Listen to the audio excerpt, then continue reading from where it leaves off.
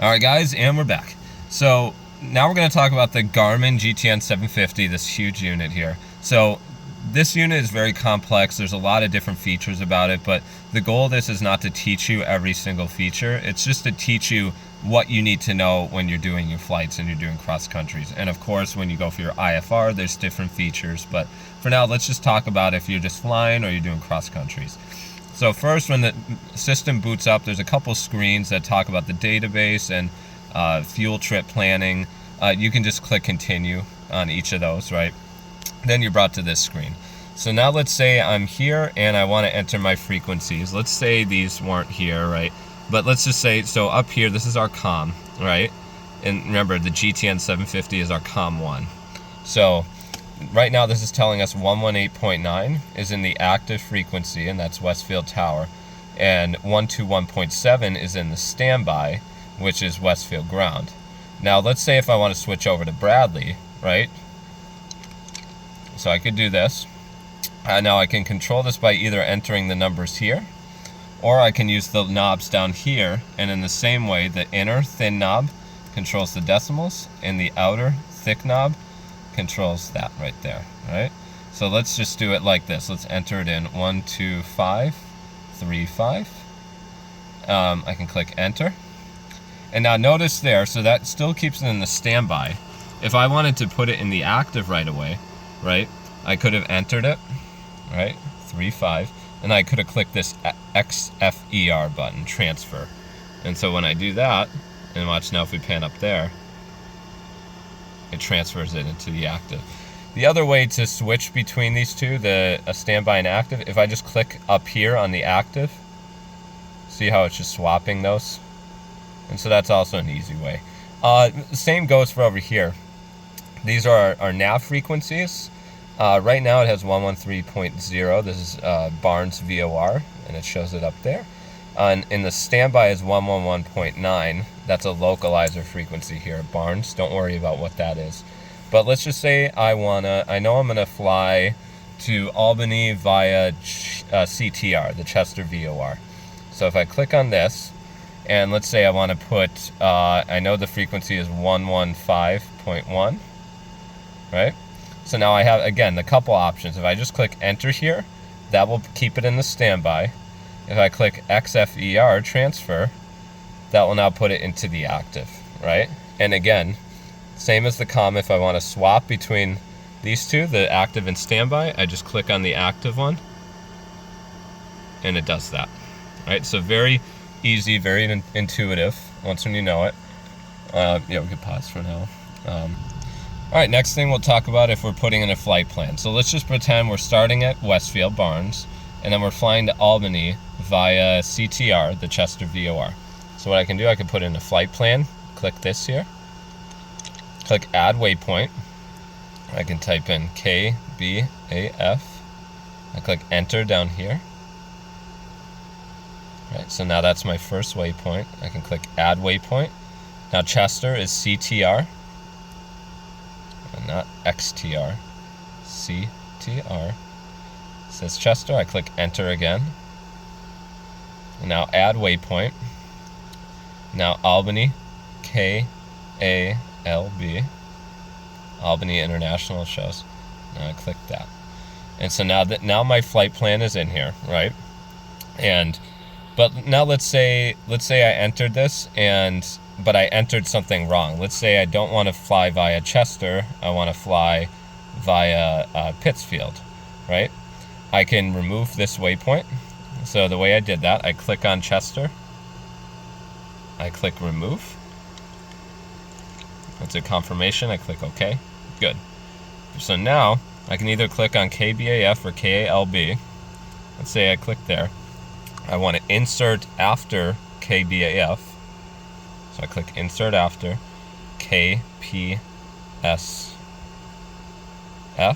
that's Pittsfield. I click enter, and now I have that in there now, right? And so this all works the same way if I want to add, remove waypoints. If I want to, let's say I entered this and I'm like, I don't like this flight plan, I want to get rid of it. I can click the menu button down here, and if I click delete all waypoints in flight plan, I click OK, now it's clear. Alright, so just so you guys all know, I put it back in to demonstrate this next feature I'm going to talk about. So let's say now I want to go back and I want to look at the map and I want to review the flight plan, right? So I have a couple options. I have this home button up here. Let's say you click on a bunch of different things and you get lost. You can always click this home button to get back to home. Or there's also down here a back button you can press. Right, so I'll just click on the home button. It brings me back home. Now I want to get to map. Click that. This is showing no GPS position right now, but you can see it's showing us our waypoints here, right? Chester. Normally it would also show us the KBAF to Chester as well, but because we're in the hangar, it's not showing it. So one other thing we can talk about, let's say now we took off Westfield, but we want to practice tracking the Chester VOR, right? So the way we would do this, let's go here. So yeah, the way I would do that, I would have up here, right, I'd want to put my Chester frequency in first, which I did. It's in 115.10. And now the way it works, if we go over here to, we can look over here on the 750, right? Over here, this says 750 on the Dynon. On the it says here 750 GPS, and that means this source here of this HSI is getting it from the 750 GPS, and that's our flight plan, right? It's saying our next point is CTR. But now let's say I want to practice tracking the actual VOR. So now if I go back over here, right, I can click the back button if I'm not seeing it yet. And now see this CDI button on the bottom? Now when I press that, if you look over here, this switches, and now watch, I'm going to press it just to show you. Right, I press it again, I'm back on GPS, but if I press it again, now I'm on the HSI sources, the 750 nav, and we see our Chester frequency down there, 115.0. And down here, if I click on this knob, see how it says HDG there? If I click on this, so I click the knob in, and I bring it up to CRS course, and I click it again. Now that means, see how I'm turning this? This allows me to turn my CDI needle to track the Chester VOR. And again, if I want to get off of this and I want to go back to the GPS, I just click the CDI needle again, CDI button, and it brings it back. Always remember magenta, when this is showing us magenta and the HSI is 2, it's the GPS source, and when it's showing green, it's the nav source. So one more cool feature about the 750, it's both touchscreen and you have options of zooming in and out. So let's talk about the zoom, right? So I can use my fingers. If I spread my fingers like this, I can zoom in. If I pinch them, I can zoom out, right? And you could zoom in as far, right? You could even go into the taxi diagrams, right? And we could see that. Use your finger to drag it along as well. But you also have these buttons down here, in and out. So I can press the out button to zoom out. Like let's say it's bumpy and you're like getting thrown around, you could just brace your hand here and then press that, right? Zoom in and zoom out. So that's a cool feature about the 750. So this is another cool thing about the 750. Let's say either you get, scenario you get lost in the air, or let's say you're on your way back from Turner's Falls, right? And you just wanna go the most direct path back to Barnes. The 750 has this D button there with an arrow through. It's called Direct To. So if I click that, see what it does up here? It shows me, if we just look at it up here, I could select a waypoint. I could select from my flight plan if I have that in right now, or nearest airport, right? Because we're in the hangar again, it's not picking up any nearest airport. We don't have a GPS signal. Right, if I'm on waypoint, I can do select waypoint. And same deal again. I can enter KBAF, enter. And now see down here it says Direct To, activate. I click this again.